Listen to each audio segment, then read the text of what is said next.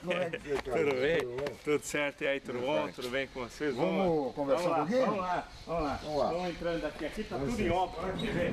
Falar sobre as constituições brasileiras.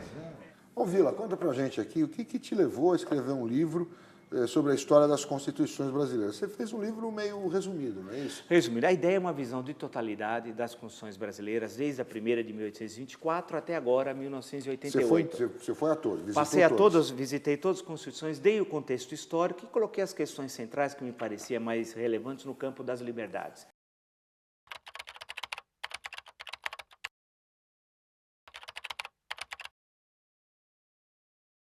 Eu acho que o foco do livro é esse. Portanto, não é um livro de direito constitucional, que tem muitos e dão sono, normalmente, mas é fazer um livro vivo, dando a visão de totalidade, mostrando os absurdos que levaram a muitas das constituições, os regulamentos eleitorais, a conjuntura política, tudo isso, e mostrando como que sempre houve um descompasso entre o Brasil legal, aquele que está na Constituição, com o Brasil real.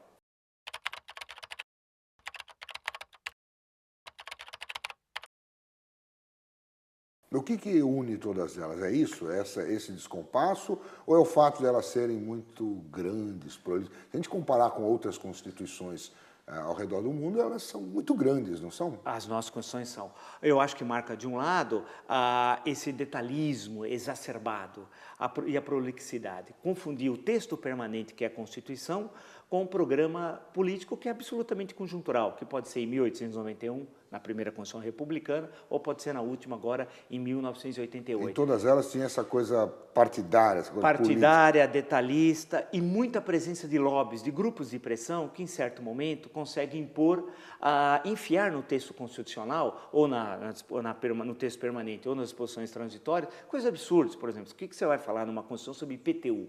Imposto predial em Constituição, falar em imposto de renda em Constituição, quer dizer, jornalistas, escritores e professores na Constituição de 46 falam, não vão pagar impostos. Pô, mas isso não é motivo de estar presente numa Constituição, ou falar de vestibular, ou falar do Colégio Pedro II. Pô, se tem tantos colégios federais, por que na Constituição de 88 se refere só a um? Então, nós temos, ao longo das nossas Constituições, na primeira, por exemplo, de 1824, a família real, o Dom Pedro faz uma reclamação no artigo dizendo que o que ele está recebendo como dotação é muito pouco e tem logo de aumentar, porque com aquele dinheiro não dá para ele se manter. Mas que maluco. Agora, isso então nós por quê? Então, nós me explica uma coisa aqui. Né? Vamos começar do começo, então. Claro. 1824.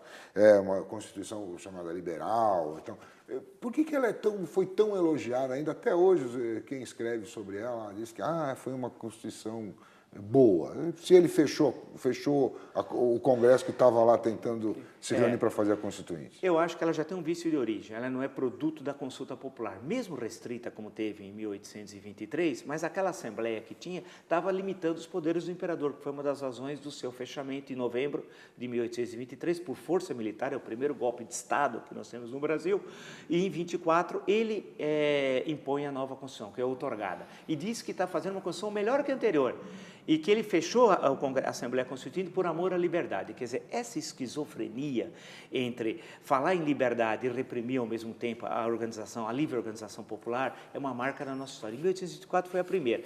A única vantagem que você pode encontrar naquela Constituição é a longevidade. Ela vigorou durante todo o período imperial. Até a República. Até a República, até 1889, até o dia 15 de novembro, quando foi proclamada a República. Agora, veja o absurdo, ela não fala da escravidão. Quer dizer, o que marca o século XIX brasileiro é a escravidão, a força de trabalho dominante eram os escravos. Fala, por exemplo, que não pode ter castigos, açoites, quando a lei de açoites e de castigo aos escravos só foi abolida em 1886. Essa primeira, é difícil você dizer assim, bem, mas o que tem de bom ali? No máximo, a longevidade. Agora, ela fundou o Brasil independente, claro. Ela deu os postulados do Poder Judiciário, do Poder Legislativo, do Poder Executivo. Só para a gente lembrar, na época, os países que eram monarquia ao redor do mundo tinham constituições? Tinham. Você pode dizer, excetuando a Inglaterra, que é um caso à parte, o século XIX na Europa é o século das constituições, das revoluções liberais e tal. Agora, Dom Pedro I se considerava um liberal. Isso que é curioso. Exatamente. Se considerava um liberal, fecha a Constituinte, E por amor à liberdade outorga uma Constituição. Agora, tem o poder pessoal, que é o poder moderador, que é a única Constituição que tem 4 poderes na história brasileira, que era o poder pessoal do imperador. Agora, você falar que ela teve alguma contribuição à história das liberdades brasileiras, infelizmente não teve. Essa tarefa vai ser feita e a muito custo pela República. Então, e na República? Essa de 91, né? 1891, que é a primeira. Essa sim, produto de uma Assembleia Constituinte. Ao contrário das outras, da anterior, que é outorgada, essa foi produto de uma Assembleia Constituinte. Claro que com as limitações que tiveram à época, a questão da participação política, mas não importa. Houve uma discussão política, inclusive pela primeira vez se discutiu o voto feminino, né, que é uma questão fundamental no campo das liberdades. Acabou sendo derrotada a emenda, a proposta do voto feminino. Voto e analfabeto. O voto analfabeto também é derrotado, né? E a eleição direta para presidente não foi uma votação apertada, por 7 votos ganhou a eleição direta, porque havia proposta de eleição indireta para presidente da República, mas ela, portanto, construiu, com todas as limitações da República Velha, o início de uma vida democrática aqui no Brasil. Tá. Você tinha eleições regulares a cada 4 anos, é bom lembrar que é um caso raro na América do Sul, nenhum país da América do Sul teve, entre o final do século XIX até 1930, eleições regulares para presidente. O Brasil teve, alguém vai dizer assim, com razão, mas tinha fraude, expressões, sim, mas a cada 4 anos, ao menos, você tinha um espaço para manifestação popular. Tá. Bom, mas aí a gente teve várias outras, 34, 37, 46, aí foi sim, tudo uma questão, várias, uma atrás da outra. Muito próximo. Muito próximo, né? Porque aí nós temos sempre a mania de refundar o Brasil, essa é uma mania nacional. Tudo tem de ser refundado, reinventar a roda, né? Então, a cada mudança política, vamos fazer uma nova Constituição. Cada 30 anos? Quanto? Olha, está muito próximo. Você tem 1891, depois 1934, 3 anos depois, 37, uma nova Constituição, e 9 anos depois, 1946, 46. Mais uma nova Constituição. E aí, 67? E 67, uma nova, que na prática vigorou até meados de 69, que teve a emenda constitucional número 1 de 69, que é quase como se fosse uma nova Constituição. Então, nós temos um período muito curto, várias cartas magnas. E isso tem a ver com as mudanças políticas que estavam ocorrendo no Brasil e com a mania de refundar. E com a prolixidade dos textos legais. Todas elas eram enormes. Enormes. Elas vão crescendo ao longo do tempo, até chegar ao ápice. O ápice é a atual Constituição de 1988, que foi promulgada com 250 artigos e mais 70 das disposições transitórias, dando, portanto, um total de 320. É bom lembrar que ia ser pior. O projeto inicial começou com 501 artigos, 501.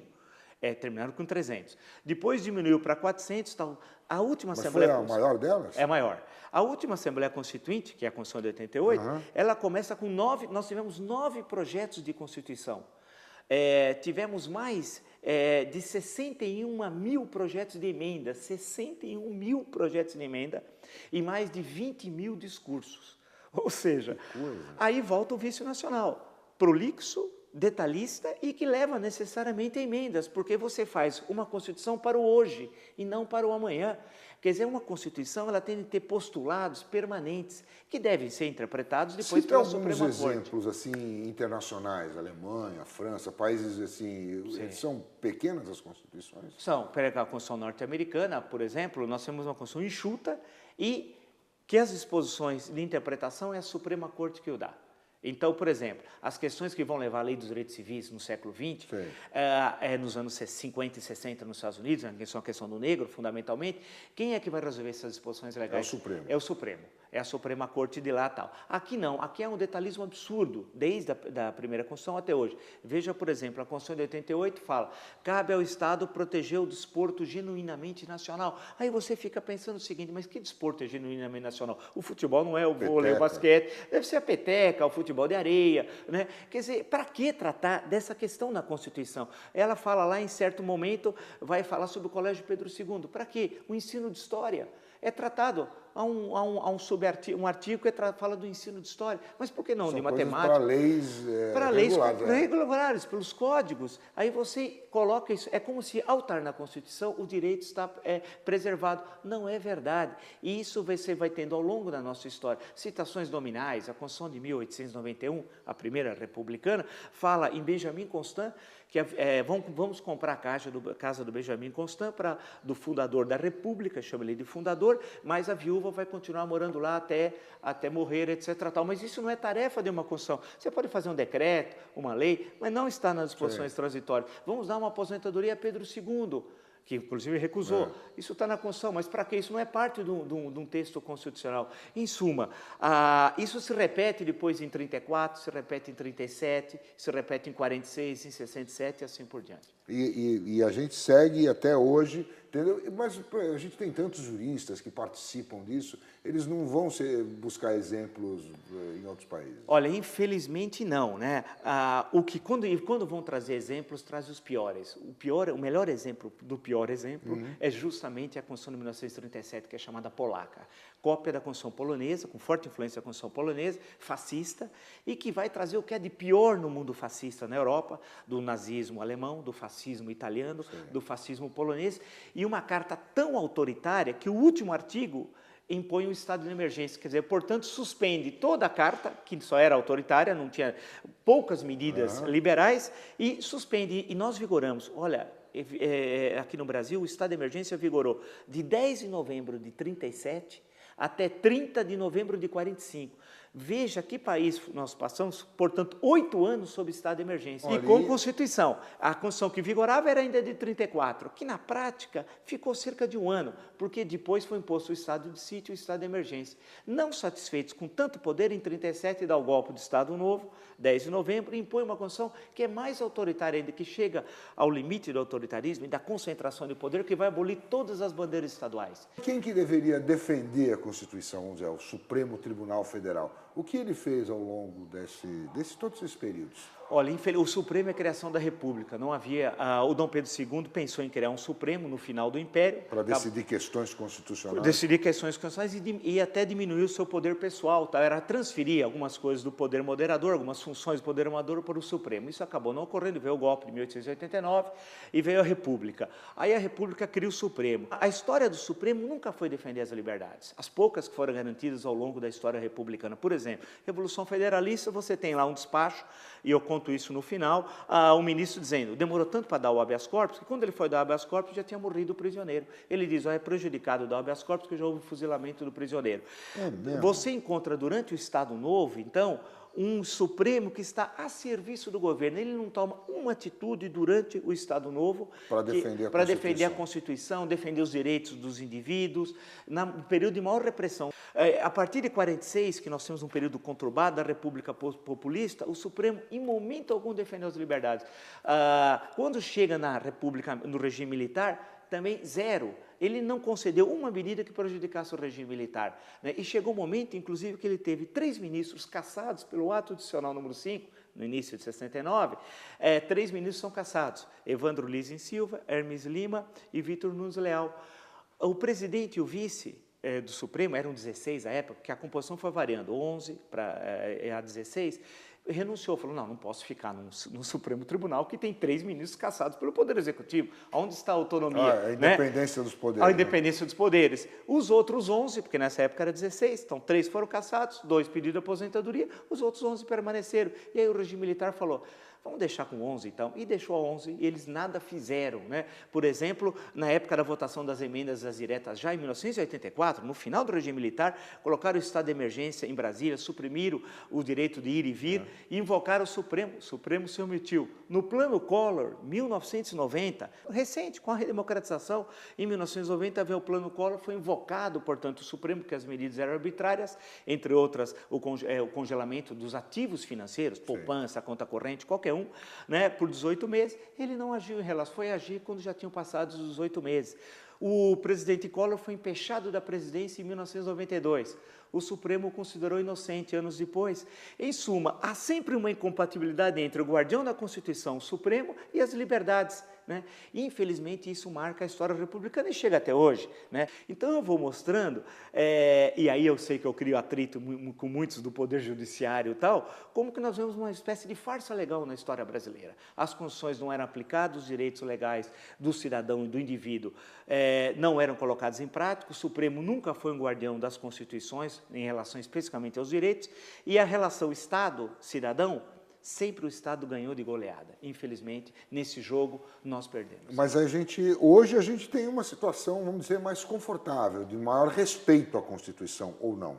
Hoje nós temos, porque a Constituição de 88 é, ao longo da nossa história, a Constituição mais democrática. e ela tem defeitos, mas tem muitas qualidades. Uma delas é o artigo 5º, que é o artigo de ouro da Constituição, que garante as amplas liberdades. Agora, nem sempre o Supremo consegue interpretar, na minha leitura, claro, corretamente a Constituição. Eu acho que o Supremo ainda, ele está de costa para o país. Não é só o Supremo, é o Poder Judiciário. Ele ganhou ampla autonomia dada pela Constituição, tem dinheiro, ninguém pode reclamar, porque antigamente o Supremo tinha problema de autonomia financeira, hoje não tem, portanto ele tem recursos, tem autonomia política para decidir, mas infelizmente ele não consegue cumprir os desejos hoje de uma sociedade democrática. Claro que nós avançamos, isso é evidente, mas nós precisamos avançar muito mais em relação aos direitos do cidadão, porque ainda eles não estão sendo efetivamente implantados, apesar de estarem consubstanciados na Constituição de 1988. É fácil para falar de de uma ler, Constituição.